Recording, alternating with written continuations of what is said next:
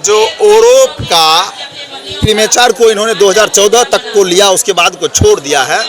उसमें ऐसा हम लोगों को खबर मिला है कि उन्होंने कहा कि 2014 नहीं 2019 तक जो प्रीमेचर आए हैं, क्योंकि 19 के बाद जो थर्ड ओरोप संशोधन होगा अभी होने वाला है, फिर तो ओरोप 3 में उनको लिया जाएगा, 19 तक को ओरोप 2 में लिया जाएगा, ऐसा इनपुट मिल रहा है। लेकिन तो ये रक्षा मंत्री जी की तरफ से लेटर मिला है। देखिए, जय हिंद जय भारत। और आप इस समय देख रहे हैं CCN न्यूज़ 24 चैनल। मेरा नाम है दिनेश गर्ग जैन, कड़वे सवालों वाला। मौजूद हूँ भारत की राजधानी दिल्ली के अंदर, और जंतर मंतर का ये क्षेत्र है, जंतर मंतर का ये प्रांगण है, और तमाम पूर्व सैनिक भाई यहाँ पर बैठे हैं, अलग अलग राज्यों से यहाँ पर पहुँचे हैं, और अभी भी अलग अलग राज्यों से पूर्व सैनिक बता दूँ यहाँ पर पहुँच रहे हैं। आज 100वां दिन है, 30 मई की तारीख है, और 30 मई को एक बड़ी कॉल दी गई थी ताकि पूर्व सैनिक जो हैं हर घर तक पहुँचेंगे और अपनी बातों को लेकर के सरकार तक अपनी बात रखेंगे। अलग अलग राज्यों से पूर्व सैनिक पहुंचे हैं, यहाँ पर मेरे साथ पूर्व सैनिक मौजूद हैं, एक बार बात कर लेते हैं। और अभी हमें पता लगा था हाल ही में रक्षा मंत्री जी से एक चिट्ठी प्राप्त हुई है, जिसके अंदर कहीं ना कहीं पूर्व सैनिकों में खुशी की लहर जरूर दौड़ी है। सबसे पहले बहुत बहुत स्वागत है सर आपका। Thank you. किस तरह से बताएंगे, आज 100वां दिन है, सबसे पहले यहीं से शुरू करेंगे। 100वां दिन है, बड़ा दिन है, 30 मई को आप लोगों ने बड़ी कॉल रखी थी, क्या तैयारियाँ हैं, कैसे कर रहे हैं आज को दिन? देखिए, आज 100वां दिन है, और हर किसी का उम्मीद रहता है कि 99 के चक्कर में कि एक आ जाए तो हम 100 पर पहुंच जाए। 100 बहुत कीमती होता है, चाहे वो 100 दिन हो, 100 साल हो, जो भी हो। बिल्कुल बिल्कुल। हम लोगों ने आज पूरे भारतवर्ष में सभी तहसील में, सभी जिला में हल्ला बोल रैली का आयोजन किया है। आज 100वें दिन के इस धरना के सपोर्ट में, जो धरना हम लोग 20 फरवरी से शुरू किए थे यहाँ पर, उसके सपोर्ट में हम लोग का आज चौथा, एक तरह से कहिए सिलसिलेवार ये एक कार्यक्रम है, पड़ाव है। क्योंकि पहला हमने किया था 3 अप्रैल को, माननीय सभी जिला पदाधिकारी को ज्ञापन दिया था, महामहिम राष्ट्रपति, माननीय प्रधानमंत्री और माननीय रक्षा मंत्री के नाम। वो सारे चिट्ठी माननीय के पास पहुंच गया, उस पर एक्शन वो लोग किए नहीं किए, हमारे तक कोई सूचना नहीं है। तदुपरांत हम लोगों ने जो डिफरेंट सैनिकों का एसोसिएशन है, उनको एकत्रित करके 9 अप्रैल को वेटरन का जो है एक बहुत बड़ा फेडरेशन बनाया, तैयार किया, फेडरेशन ऑफ वेटरन इंडिया, यहाँ पे वो सक्रिय हो गया, जिसके अध्यक्ष हमारे अर्जुन सिंह हैं। उसके बाद हमने 30 अप्रैल को सभी माननीय सांसद, इवन जहाँ हमारे लोकसभा सांसद नहीं मिले, वहाँ राज्यसभा सांसद के घर पे जा कर के वहाँ पे ज्ञापन दिया गया, और माननीय सरकार के खिलाफ रोष प्रकट किया गया कि हमारे पूर्व सैनिक 20 फरवरी से धरना पर बैठे हैं, लेकिन सरकार के कान पे जूं नहीं रेंग रही है।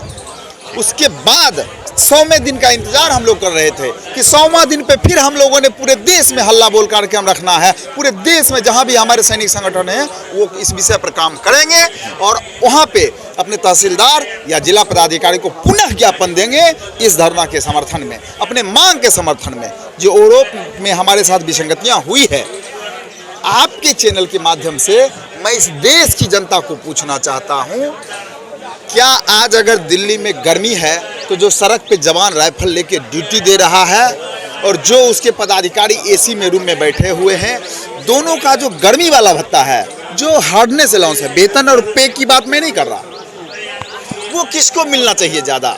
या तो बराबर मिलना चाहिए, और नहीं तो मिलना चाहिए ज़्यादा तो उन जवान को जो रोड पे खड़े होकर ड्यूटी दे रहे हैं, चाहे माइनस में हो या 50 डिग्री टेम्परेचर में हो। मैं तो कहता हूँ बराबर भी नहीं होना चाहिए, क्योंकि बराबर जब वो आपके बराबर में रह करके सेवा देते हैं, वो तो अफसर बैठे हैं एसी के अंदर, धूप में तो जवान है जैसे है, फिर बराबर का भी मतलब नहीं बनता। देखिए, ये आपका ही नहीं, ये देश के आम आवाम का मत है कि जो ज़्यादा वर्क कर रहा है, जो सियाचिन ग्लेशियर में बर्फीली वादियों में रोड पे है, सड़क पे है, आप जम्मू कश्मीर जाके देखिएगा ना, आपके रोएं सिहर जाएंगे कि जवान हमारा राइफल लेके रोड पे खड़ा है, शिस्त लिए हुए, और किधर से गोली उसको कहाँ घुस जाएगा ये उसको भी पता नहीं होता है, लेकिन उसको मिलेगा 5200 रुपये डिस्टर्बेंस अलाउंस MSP जो है, और ऑफिसर को मिलेगा 15,500। इसके बराबरी की हम बात कर रहे हैं। आप तो कह रहे हैं कि उल्टा होना चाहिए, ऑफिसर को 15,500 नहीं, ऑफिसर को 5200 और जवान को 15,500 होना चाहिए, चूँकि वो ग्राउंड में होता है। आपका कहना ठीक है। उसके बाद डिसेबल पेंशन में आप बहुत बड़ा अंतर देखेंगे। एक जवान का हाथ कटता है तो उसको मिलता है 17,000 डिसेबल पेंशन एडिशनल, और एक ऑफिसर का हाथ कटता है तो उसको मिलता है 2.5 लाख रुपया एडिशनल। ये कौन सी भाई जब आपका पेंशन अलग है, ऑफिसर है तो ऑफिसर का पेंशन आपको मिल रहा है, तो डिसेबल पेंशन तो बराबर होना चाहिए। हाथ तो दोनों के कटे, हाथ तो वही चमड़े के हैं, लेकिन उसमें बहुत बड़ा भेदभाव। जो हमारी वीरांगनाएं हैं, हमारे 28 लाख पूर्व सैनिक, जिसकी बात हम लोग एक जैसा मुद्दा उठा करके 28 लाख पूर्व सैनिक की चल रहे हैं, उसमें 7 लाख हमारी वीरांगनाएं, विधवाएं, महिलाएं हैं जिन्होंने अपना सुहाग खो दिया इस देश के लिए। कई माताओं ने का कोख सुना हो गया, लेकिन उनको 13,000 रुपये, और अधिकारी का आप जब पलट के देखेंगे तो 75,000 प्लस रुपया। आखिर 13,000 में आपके माध्यम से मैं इस देश की जनमानस को पूछना चाहता हूँ कि देश की जनता मुझे बता दे कि जिस माँ ने अपना बेटा खोया, जिस पत्नी ने, वीरांगना ने अपना सुहाग खोया, क्या उनको 13,000 रुपये में गुजारा हो सकता है?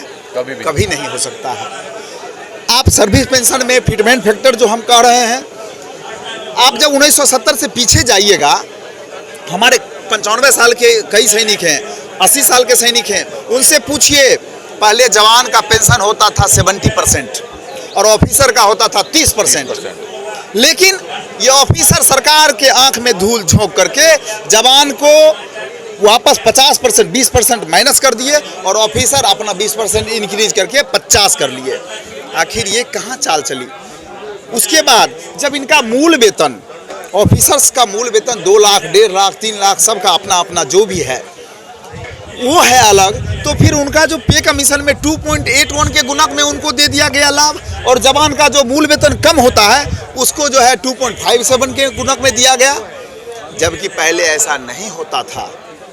ये जो फिटमेंट फैक्टर में इतना बड़ा भेदभाव है। उसके बाद सैनिकों में फूट डालने के लिए, हमारे जवान और जेसीओ में फूट डालने के लिए इन्होंने यूरोप में प्रीमेच्योर रिटायरमेंट जो है, देखिए मैं एक चीज़ साफ कर देना चाहता हूँ, हमारे वायुसेना एयरफोर्स में 20 साल का है और हमारे आर्मी में 15 साल का है बाध्यता। जो हमारा इनरोलमेंट होता है, हम 15 साल में पेंशन के हकदार होते हैं। उसके बाद अगर हम सेवा देते हैं, वो हम अपने दम पे देते हैं, हम प्रमोशन कैडर करते हैं, हम दिए हुए मापदंड को पूरा करते हैं, हम टेस्ट देते हैं, तदुपरांत हमें पदोन्नति मिलती है, और पदोन्नति के साथ हमारा सेवा काल बढ़ता है। ये सरकार या सेना हमारे ऊपर एहसान नहीं करती है, हम एहसान करते हैं। इनका कोर्स कैडर करके प्रमोशन इन्होंने दिया उसे। अब वो बंदा अगर घर की मजबूरी के वजह से 18 साल में चला गया, 17 साल में चला गया, 20 साल में चला गया, तो उसको ये किस बेस पे कट कर दिए?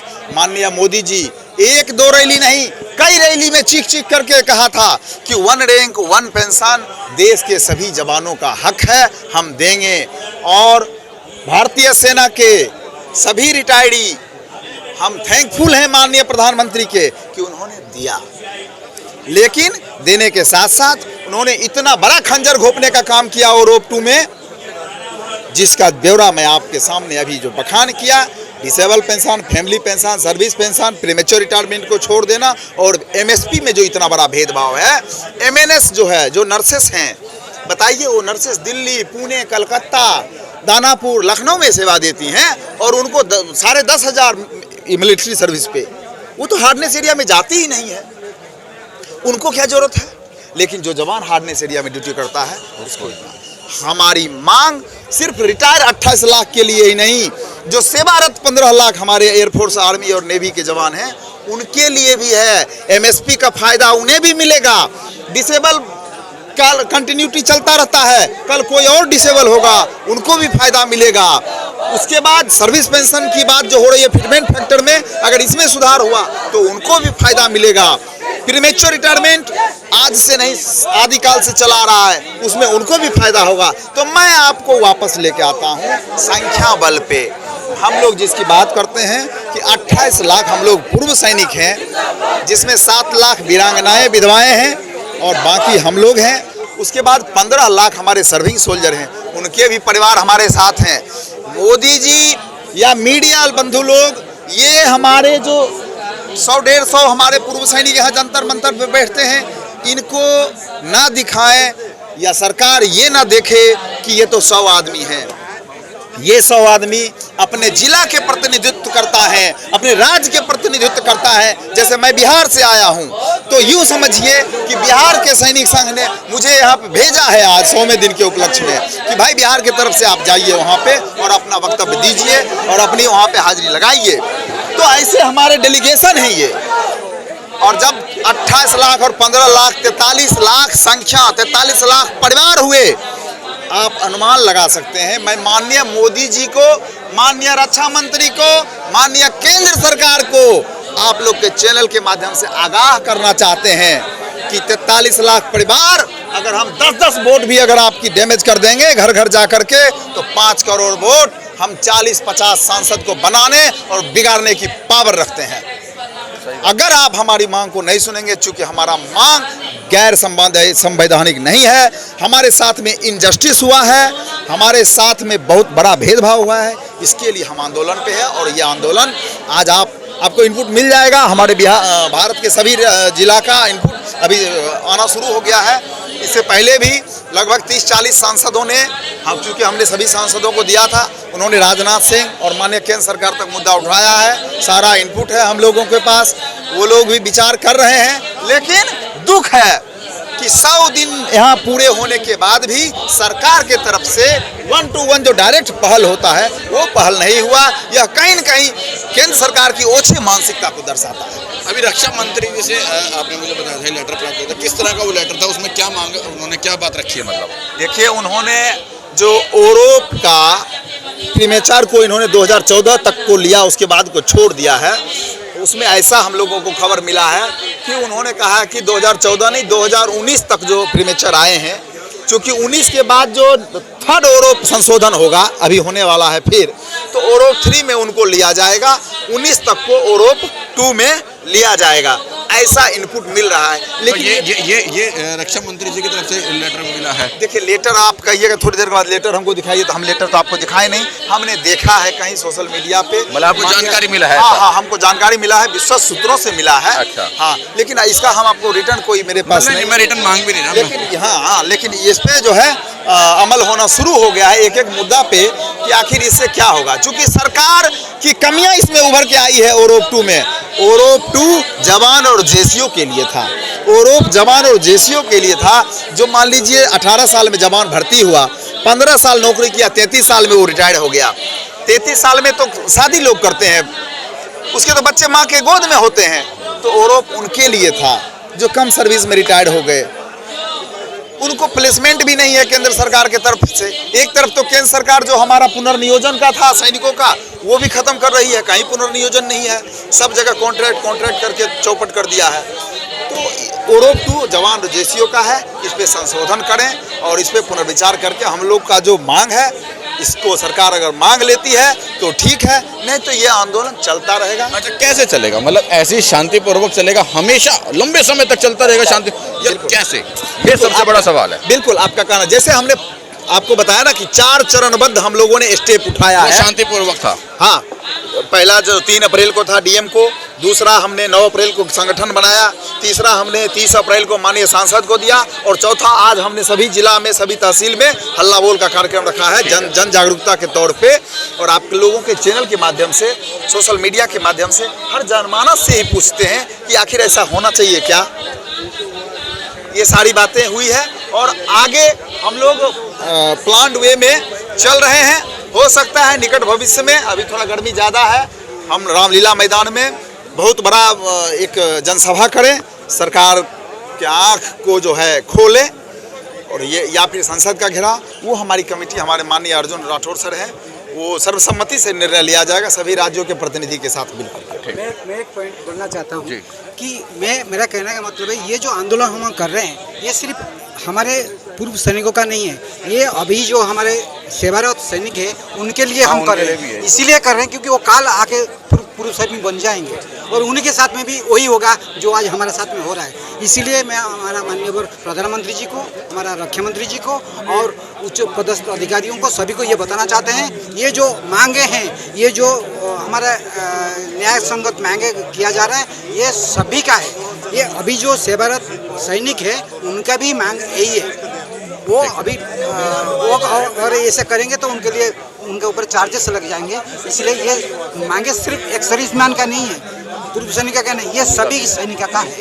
यही बात हम प्रधानमंत्री जी को, हमारा राष्ट्रपति जी को, हमारा मुख्यमंत्री जी के पास में बताना चाहते हैं। ठीक है। Thank you.